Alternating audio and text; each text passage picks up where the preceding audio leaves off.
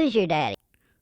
Warning, there will be spoilers for the AHSOKA Tano series episodes 1 and 2. If you haven't seen it yet, go back and watch them, then come back.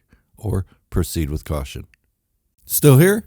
All right, cool. Let's get on with it. Today we're going to talk about Morgan Elsbeth, the Night Sister in the AHSOKA Tano series. And we're going to talk about the Night Sisters in general and Mother Talzin and their correlation to the Sith, the Jedi, and what's going on with the AHSOKA series as far as that's concerned.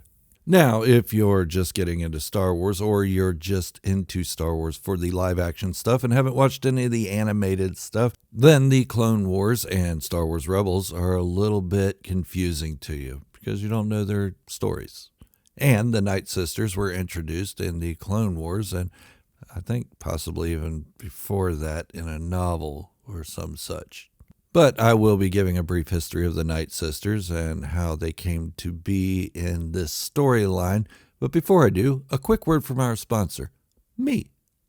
If you're new here or just haven't committed, hit the subscribe button. Doing so will ensure you never staple your face to a 2x4 or give yourself a self-inflicted wedgie. Subscribing to my channel will also make you a better person, and it will bring forth those whom you are attracted to. They will bask in your glory and write poems about you that will last 1,000 years. If you don't subscribe, may you be blessed with 1,000 daughters. And those who have subscribed, may you be showered with beer by the gods and goddesses. Yeah, beer. Greek gods and goddesses, not those cheap Roman knockoffs. Cheap Roman knockoffs. All right, so YouTube doesn't really like it if I don't put the subscribe in there. At least their algorithm for a small channel like me doesn't favor it so much. So put it in there and gave it my own little twist.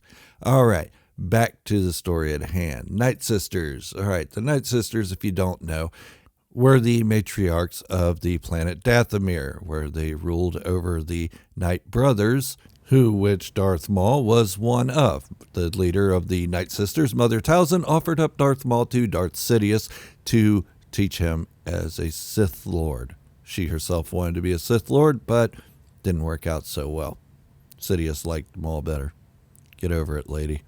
Now, in a surprising move, the Sith turned against the Night Sisters. Okay, maybe it's not so surprising. Sith do that kind of thing. They turned against the Night Sisters and pretty much wiped them out, with only a few stragglers remaining. Merrin from the Jedi Fallen Order and Jedi Survivor Series games being one of those. Morgan Elsbeth being the other one. Now, I am pleased that they have introduced the Night Sisters into live action. I think it's an awesome idea. These are Dave Filoni's stories, and why not incorporate everything we can into another Dave Filoni story? Here's where it gets a little bit confusing. We have Morgan Elsbeth of the AHSOKA Tano series, first shown in the Mandalorian Season 2 episode titled The Jedi. Now, the part I'm wondering about is, why did Morgan Elsbeth team up with Thrawn? Now, it seems obvious, Thrawn's powerful, he's strong, he's a brilliant military mind, and he could bring order back to the galaxy, but if you look at it, anything Darth Sidious led was bad for the Night Sisters. And not just the Sith. The Jedi went in and spanked those Night Sister heinies once in a while, too. And no, not in a who's your daddy type of spanking. I'm talking about a spanking as in delivering powerful blows to them. But it wasn't the Jedi who destroyed the Night Sisters. It was Count Dooku and his army of battle droids and Grievous and so on and so forth. And it has probably become common knowledge by the time of the AHSOKA series that Darth Sidious was leading the Empire, that a Sith Lord was leading the Empire. The Sith Lord who was the master of Dooku, who went in and wiped out the Night Sisters. So why team up with an Imperial officer who was directly under the command of Darth Sidious? Doesn't seem to make much sense, does it? Unless there is a plot twist coming up. Everything seems so straightforward right now. Ahsoka's looking for Thrawn, Sabine's looking for Ezra, and Morgan Elsbeth is looking for Thrawn as well. And she's enlisted the help of Dark Jedi. Jedi, once I told you, spanked the hiney of the Night Sisters, and so did the Sith. So these guys are right in the middle with Baylan Skoll and Shin Hati. And no, I'm not calling her a hottie. She's young enough to be my daughter. You guys can call her whatever you want, but it's kind of weird on my part. I'm not that kind of guy. But as weird as it is that Morgan Elsbeth has teamed up with a couple ex-Jedi turned Dark Jedi, not Sith, they're not Sith, It's weird that she did that. It's also strange that Marin in the Jedi Fallen Order series has teamed up with a Jedi on the opposite end. So, well, is there some kind of correlation there? Is there going to be some kind of crossover story? Is there going to be some kind of Marin versus Morgan Elsbeth duel of some sort? That'd be interesting. I'm not saying there's going to be, but wouldn't it be interesting? Have two Night Sisters at each other. Some kind of moral control over what's left of the Night Sisters. Now, I'm not saying that's going to happen. If you know anything about the Jedi Survivor series, Marin is not interested in sticking with Dathomir. She's enjoying checking out the rest of the galaxy and learning new things. But the question still stands. Why would Morgan Elsbeth join Dark Jedi in the search for Thrawn? I know she hired these Dark Jedi, but why? Okay, maybe she was in total disagreement with whatever Mother Talzin was telling the Night Sisters or teaching them. Maybe she's a rogue Night Sister who never really got along with their society anyway. All this has yet to be seen. I'm just speculating at this point, but it's fun to speculate. Even if you're wrong, it's fun. So what if you're wrong? I don't get upset about it.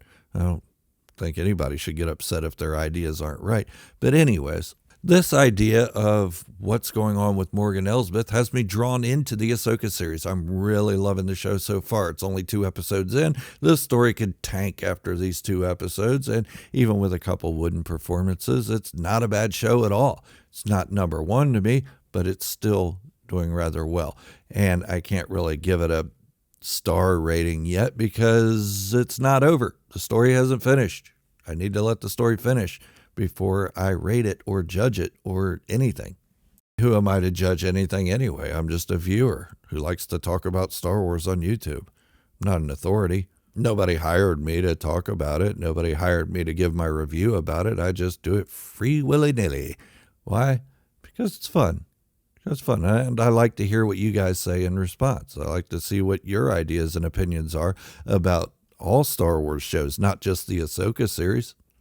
Story of Morgan Elsbeth and the Night Sisters being in live action, searching for Thrawn. Well, okay, one Night Sister searching for Thrawn.